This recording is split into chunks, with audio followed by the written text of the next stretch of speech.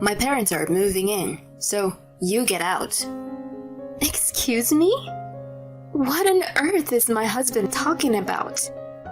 I'm the one paying $2,600 living expenses though. But for me, this situation was pretty convenient. The very next day, I reached out to a recycling company. If he's serious about this, I won't hold back. Hey, what the heck happened here? They're my stuff, so I can do whatever I want with them, right? My name is Sky. I recently got married to Gavin. We met at a friend's party, and he was the one who made the first move. Gradually, I find myself drawn to him, and we started going out. Things went smoothly between us, and after about 2 years of being together, he popped the question. The timing was perfect, as I was hoping to get married in my early 30s. I was over the moon when he got down on his knee. I eagerly accepted, and we planned to tie the knot in the near future. Soon after, we went to introduce ourselves to each other's family. He had a stable job, so my parents were reassured. Please take good care of our daughter. Yes, I will make sure she's happy. When he confidently declared, I was delighted. He was funny and caring, so I had no doubt our marriage would be blissful. After that, we visited his parents to make introductions. To be honest, I don't even want to remember it so much. First of all, they gave off a bad vibe from the moment I introduced myself. Hi, I'm Sky. Nice to finally meet you. Oh, you're here, Gavin. It must have been a hassle to come all the way here in this heat. I prepared some cold drinks, so come inside. Oh, you brought a friend with you. I didn't notice. Mom, she's not a friend. She's my fiancé, Sky. Oh, my mistake. How fortunate that Gavin chose you, Sky. My mother-in-law uttered something unexpected. It was incredibly rude to ignore my greeting, especially since it was our first meeting. We were then led into the living room to greet my father-in-law, but he didn't respond to my questions and simply talked with Gavin.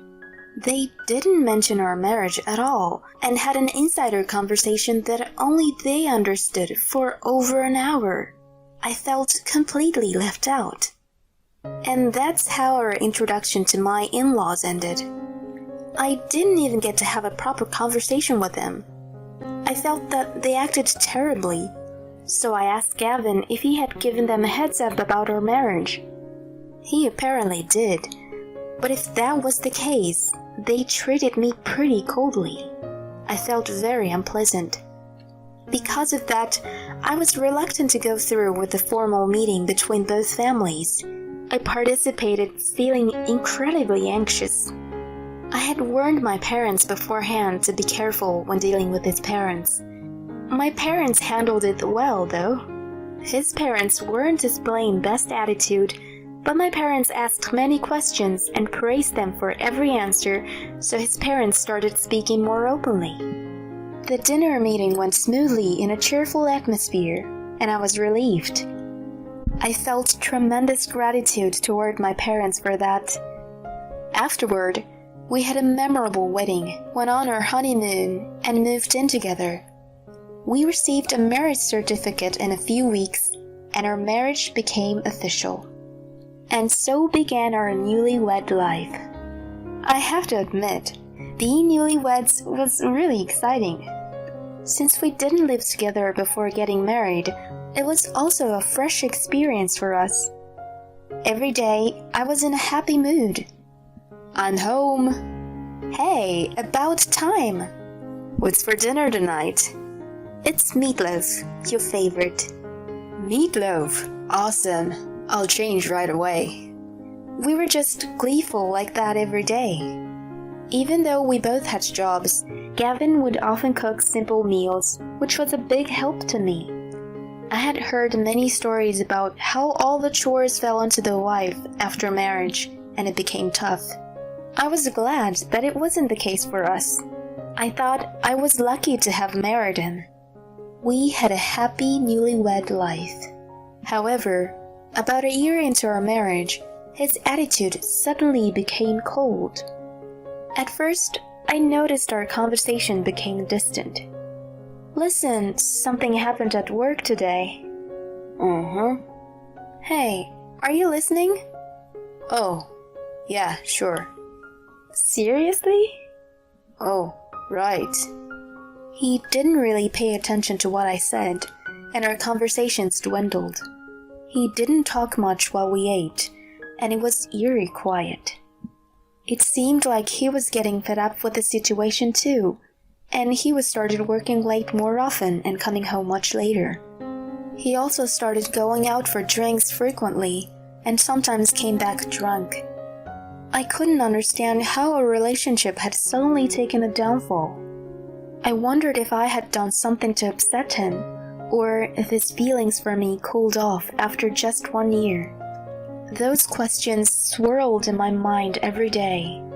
His late return made it difficult to find the right time to talk. I worried that we would end up parting ways if we continued like that. While I was feeling anxious, he suddenly approached me one day. Hey, do you want to go out for dinner today? What's going on all of a sudden? Well, I realized we've been strained lately. Work's been really hectic, and I've been mentally exhausted. I've been giving you the cold shoulder. I'm really sorry. He apologized. It's all good. To be honest, it's been pretty tough, but if you apologize, I'll forgive you. Thanks, son. I'll be more careful from now on. I was glad that he came to his senses. If we had continued without speaking to each other, we might have ended up divorcing. That day, we went to restaurants and enjoyed delicious food and drinks together. He talked about various things, just like when we were dating, and I had a blast. I felt like we could have a happy marriage again. He genuinely started acting like he used to, valuing our time together. He engaged in interesting conversations during meals, and he came home earlier. So, I was completely at ease. In the midst of that, he made a proposal. You know, there's going to be a new apartment building coming up soon.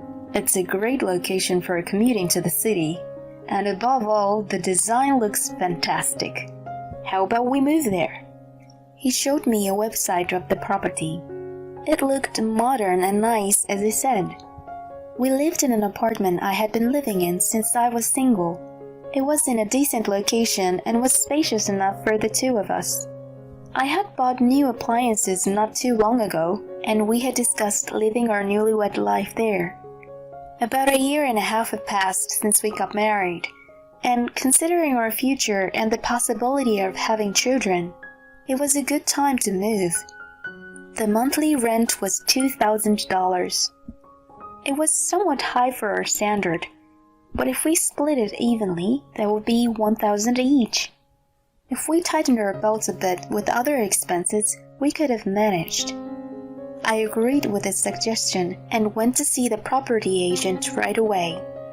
A few months later, the apartment was completed and we moved into our new home. The house was pristine, spacious, and had plenty of rooms, making it very comfortable. Gavin was also impressed and seemed satisfied. Once we actually started living there, it felt incredibly cozy and pleasant. With a modern kitchen, cooking every day was enjoyable. Our new home was a place of pure joy. However, something began to bother me about a month later. Honey, about this month's rent, you haven't deposited your part into the joint account yet. Oh, really? I thought I had already put it in. Please do it soon. There's a deadline. Sorry, I thought I had already done it, so I went shopping. Can you cover for me this month? I'll pay you back right away. Oh, okay. I reluctantly paid the entire rent from my salary. It was the first time I saw his lax side, so I thought he would repay me promptly. However, 2 weeks, then 3 weeks passed, and he still hadn't paid me back. In the end, the deadline for the next rent arrived. Look, you still haven't paid me for the last month. Wait, so I have to pay 2,000 all at once? That's impossible. No way, we agreed to split it in half every month. Well, yeah, but it's a bit too much, you know? Come on, don't make excuses. We made a promise, so you better keep it. I'm working hard too. I couldn't get what he meant by working hard. If he was working hard, he should be contributing to our rent for the sake of our marriage. Then, can't you set aside the rent from your salary in advance? Oh, okay. I was skeptical, and my trust in him took a nosedive. Besides the rent, I was paying for the groceries, utilities, and other expenses. It all amounted to about 2,600 a month.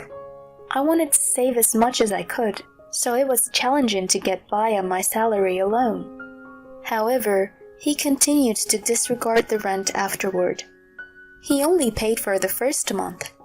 Then there was a time when I got really angry with him. It happened when I was cleaning on my day off and he was working. I was vacuuming the entire place when I found something in Gavin's walk-in closet. No, isn't this a designer's brand? To my surprise, he had been buying high-end clothing.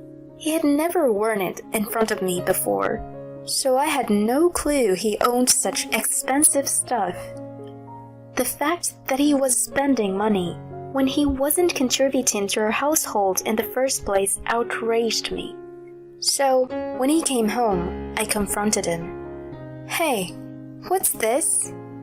That's my clothes. What's the matter?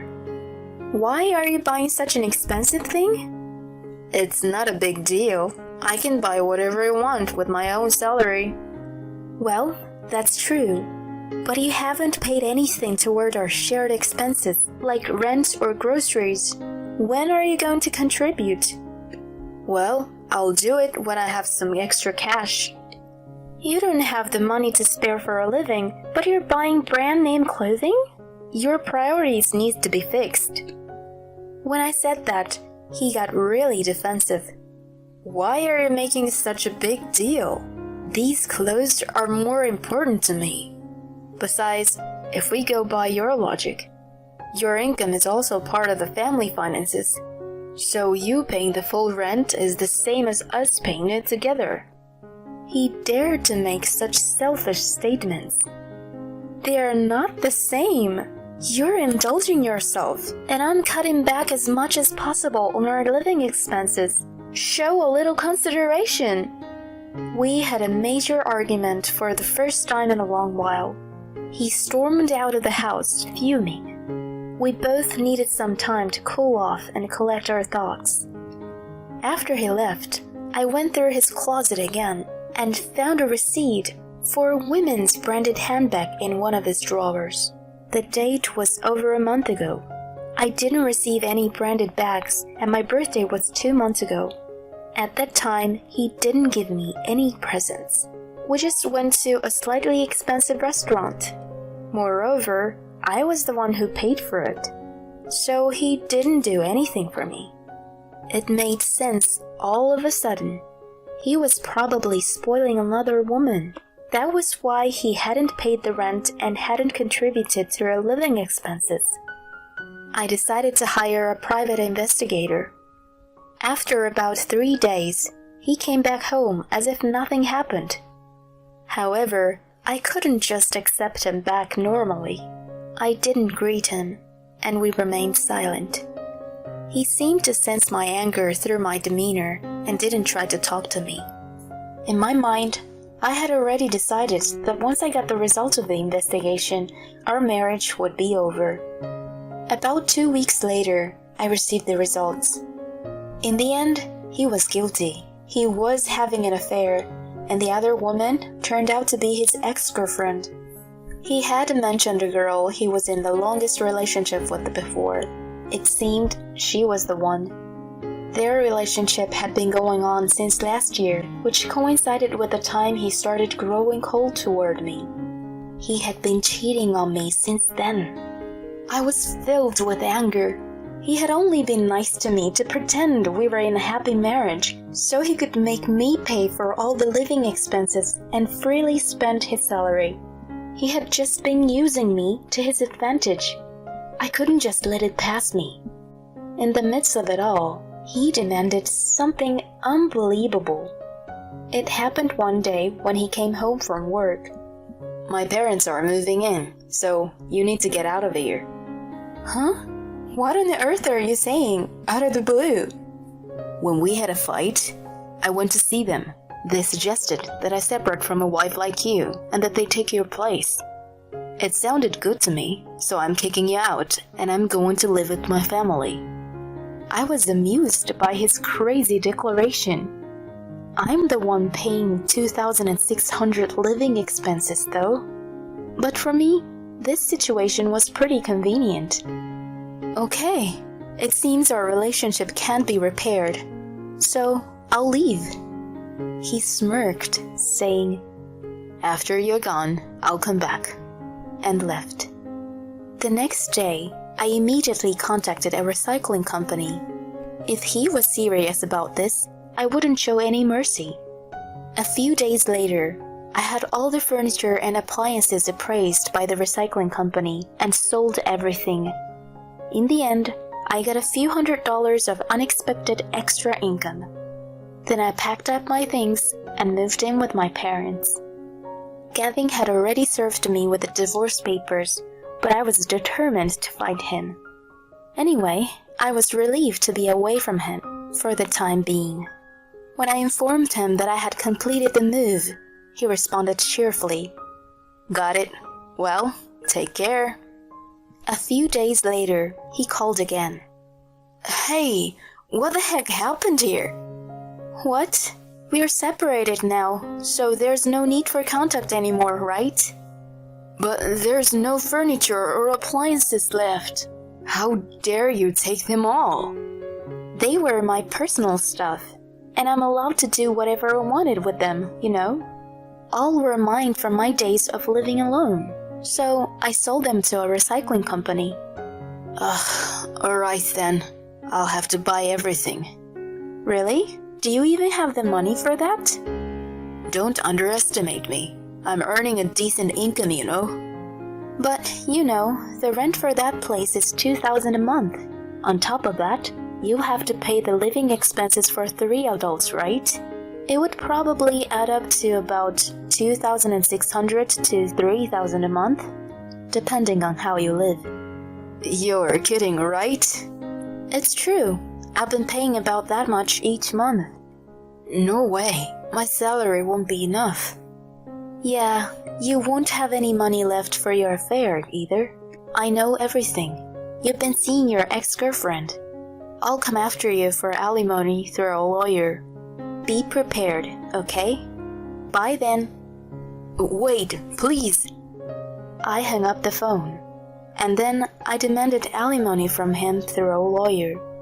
The amount was set at $30,000, but since he hadn't saved any money, he ended up in debt. As expected, he couldn't afford to pay the rent and the living expenses, so he had to move out of that apartment immediately. However, his parents had already sold their house, so they had nowhere to go. Currently, they are reluctantly living in a cheap studio apartment with their family of 3. He had been spending money with ease thanks to my income, but now he's left with no money and can't afford to entertain his mistress anymore. As a result, their relationship faded away. He begged me for reconciliation in tears, but I ignored him completely and blocked his number. The alimony is being paid in installments. If there are any delays, his salary can be garnished, so there shouldn't be any issues. On the other hand, I'm currently living with my parents and trying to save money I couldn't. Although my marriage ended in failure, I consider it a learning experience and plan to use it to better my future. "Give me your house. It used to belong to my husband. What's wrong with his wife using it?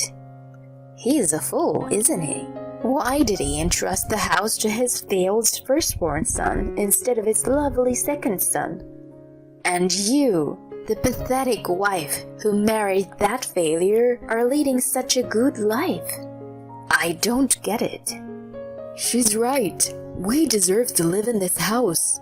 You two jerks aren't worthy to live here. If you don't get out of here, we're gonna have to play hardball.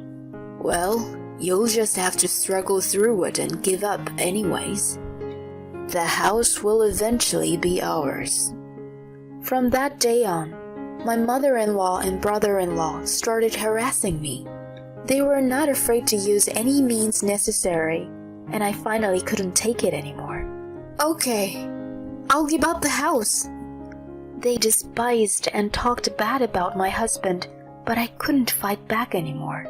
I couldn't even protect my father-in-law's house. I was so disappointed at myself for not being able to do anything about it. My name is Nadia, and my husband is Derek. Derek's father was the president of a company before his death.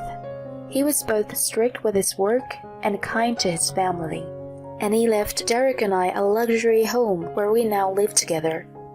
Derek has taken over the company and became the president, and has recently started working abroad on his own for business reasons. The house was too big for just the two of us to live in, so Derek's absence has made it even more lonely. It is a beautiful house with a lot of rooms that my father-in-law left us. Every day, I was busy cleaning and doing laundry while sweating like crazy.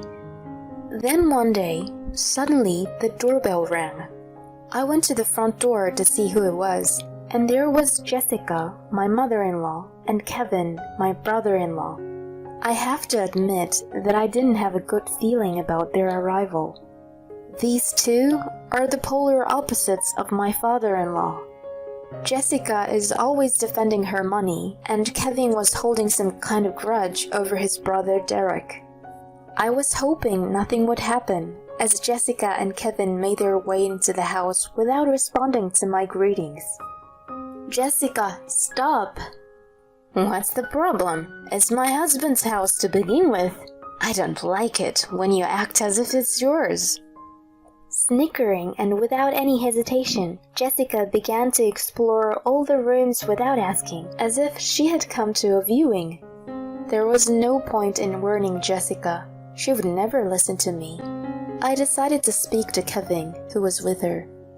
Kevin, would you please say something to your mother? No way. Kids have to listen to their parents, so I'm not going to do it. Kevin was just like Jessica, and he was amused at my annoyance. Okay, I've decided now. We're moving here. My mother-in-law said to me with a satisfied look on her face as she finished looking around the house. You've got to be kidding me.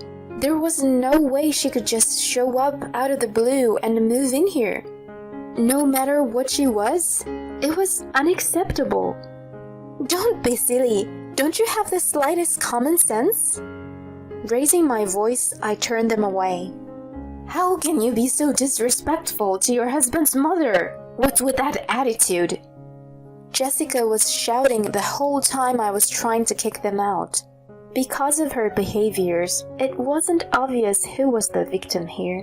I was so embarrassed seeing her so loud and not even caring about the neighbors. Derek isn't here, so what can you do on your own? Jessica gave a nasty smile and pointed at Kevin. Kevin, don't you do anything evil, okay? But do something to make her want to voluntarily leave the house.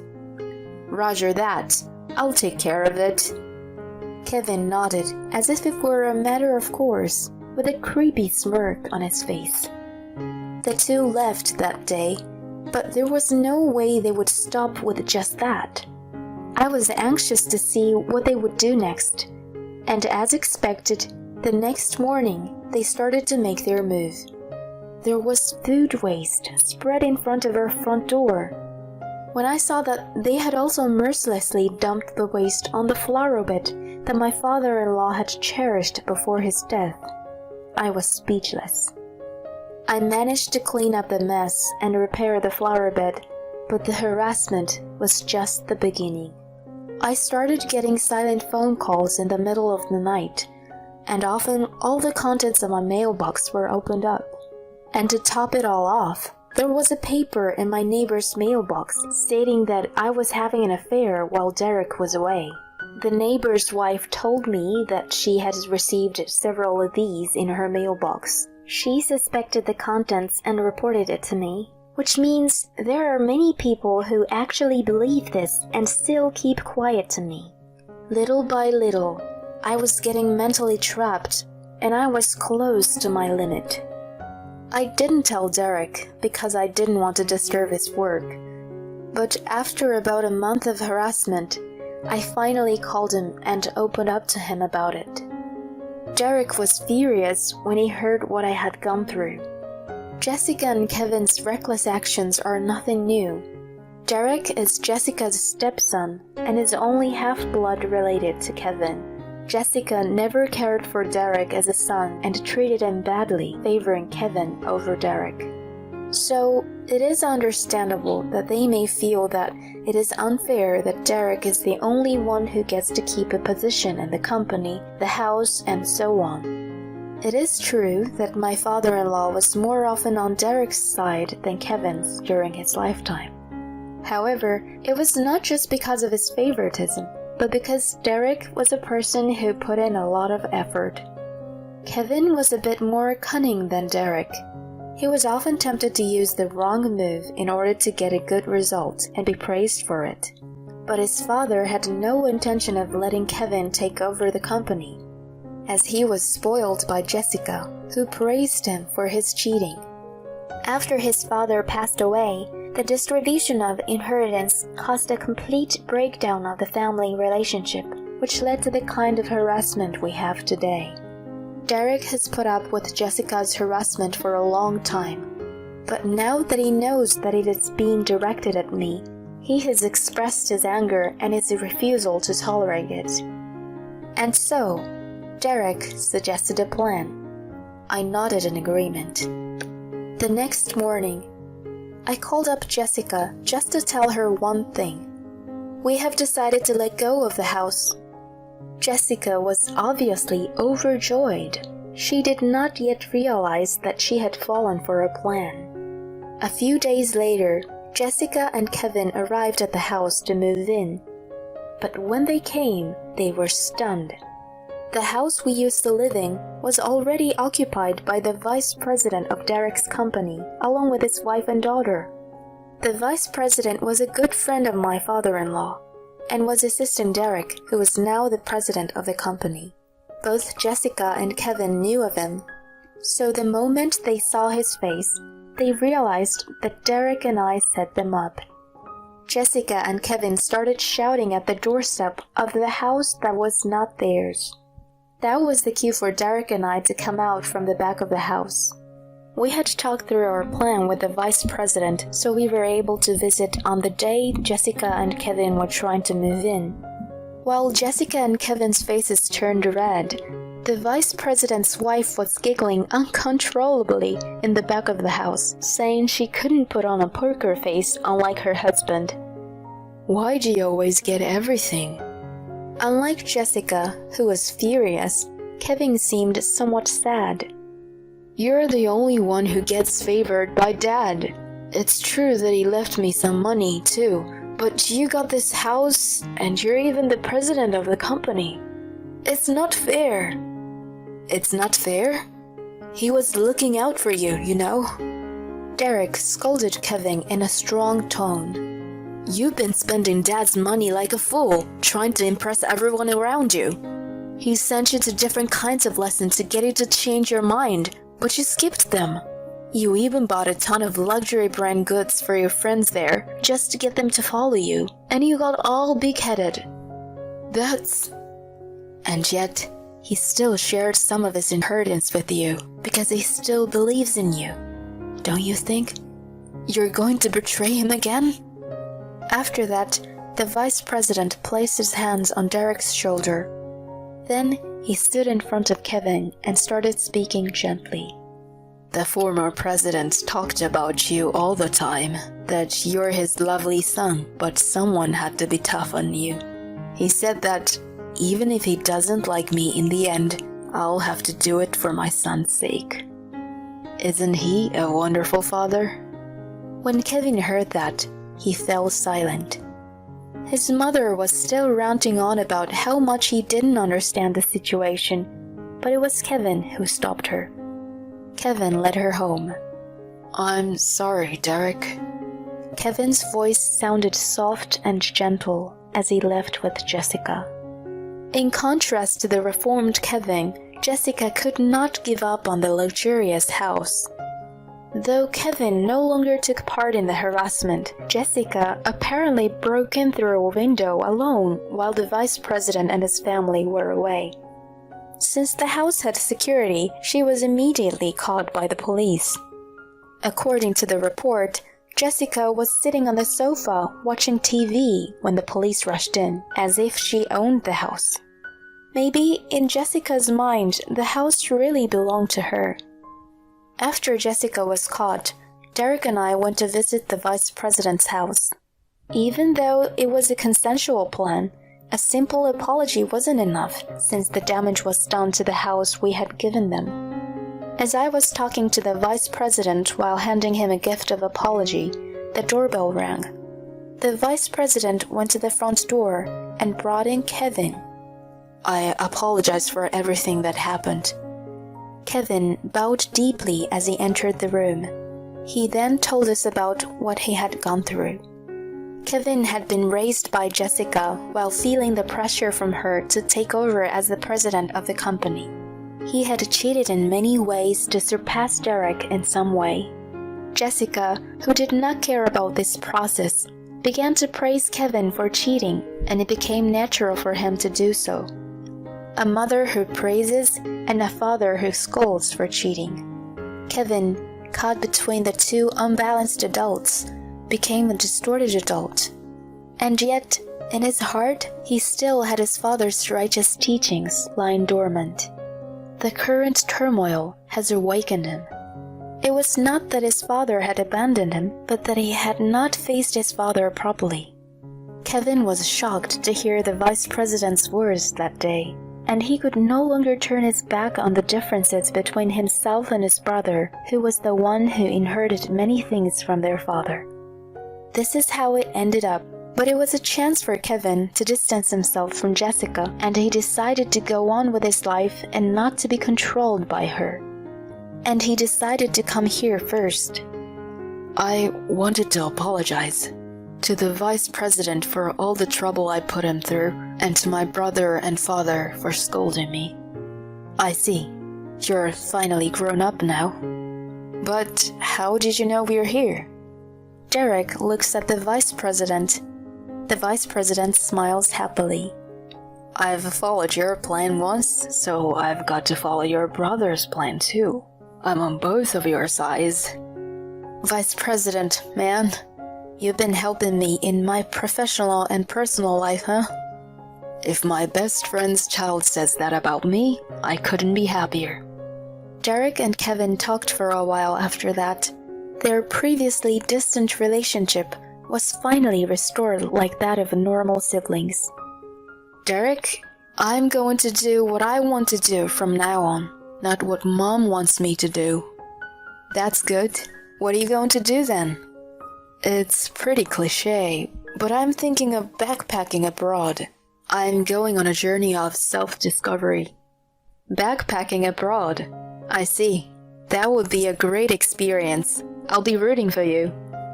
Derek smiled, nodded, and patted Kevin on the shoulder. Maybe, when we get settled, we can go visit our dad's graves together. Yeah, I'll be a better man by then. And then, Derek and Kevin parted ways. I soon got pregnant, and Derek decided to officially return as Kevin left the country, like they were taking turns. Although they miss each other like that, I'm sure their connection has become stronger than anyone else's. Kevin now occasionally contacts Derek. This must be a picture taken with some of the children he met. Kevin is smiling happily as he waves at the camera. It's hard to imagine that this is the Kevin I know. Kevin had always been interested in various cultures of the world. He seems to have realized the benefits of working hard and earning a living by working as an interpreter while traveling. Derek seemed happy to see that he no longer had to worry about Kevin. He's always been like this. This country must have been a very tight place for him. He picked up a photo Kevin had sent him and handed me one as well. You'd think so too, don't you, Mom? Derek said, and Jessica, who was sitting next to me, looked remorseful and quietly drank her tea. Jessica had been arrested that day, but had been released at the pleasure of the vice president. In exchange, he had made one condition, that was to give Kevin his freedom. Jessica accepted the condition, but when she saw Kevin looking so happy and free, she must have felt deep regret in her actions. The unruly Jessica was nowhere to be found. Did Kevin not need me? No, he needed you. You just did it the wrong way. She looked at Kevin's picture and sighed. Jessica, I'll go get you another cup of tea. I got up from my seat, and Jessica followed me into the kitchen. I am sorry to ask this now, but I was wondering if you could teach me how to make your tea. I feel like it tastes better than the tea I make. I don't think there's such a difference. I don't do anything unusual. It's just a little trick. Now that Kevin is gone, Jessica has become a sweet woman. She has more time to herself, and I guess she's had some time to think things through. I felt like I could get along with Jessica now. Now that I am about to give birth, the three of us, including Jessica, are living together. As my bump gradually gets bigger and I have difficulty moving around, Jessica helps me with housework and takes care of me. I wonder if this awkwardness between us will disappear by the time my child is born. I sipped the tea that Jessica had made for me and wondering things like that. It was a delicious tea, just the way I like it.